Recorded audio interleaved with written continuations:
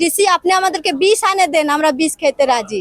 DM সাহেব সবুর খান উনি ছিলেন, বলছে আজকে দিব কালকে দিব বলতে বলতে উনিও ভাগে গেছে।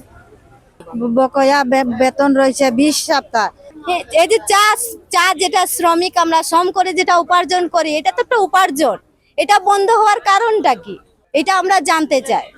আর এই শ্রম করেই আমরা খাওয়া দাওয়া করি, কিন্তু যদি এর কারণ যদি না জানতে পারি তাহলে আমাদেরকে, আমরা বলছি বারবার ডিসিকে যে ডিসি আপনি আমাদেরকে বিষ আনে দেন, আমরা বিষ খেতে রাজি।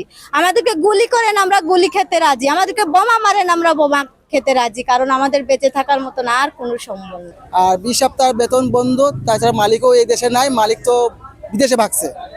এলি চাইছি যে কোনো মালিক এটা আমাদের প্রতিষ্ঠানটা কেউ নেওক, নিয়ে আমাদের সুন্দর মতন যাতে আমাদের চা শ্রমিকরা বেতন পাই, যাতে সুন্দর মতো আমরা খাইয়ে করে বাঁচতে পারি, এটাই আমার কথা।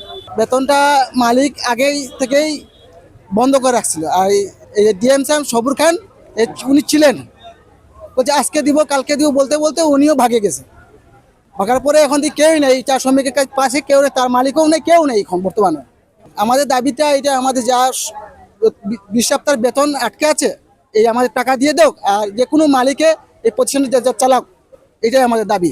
বকেয়া বেতন রয়েছে 20 সপ্তাহ, বোনাস রয়েছে, বাড়তি টাকা রয়েছে, এরিয়াস বোনাস রয়েছে, রেশন নাই, ঘর নাই, বাড়ি নাই, এগুলা চিকিৎসা কিন্তু না। আমরা বাচ্চা কাচ্চা লইয়া অনেক কষ্ট দিন কাটাইতে আসি।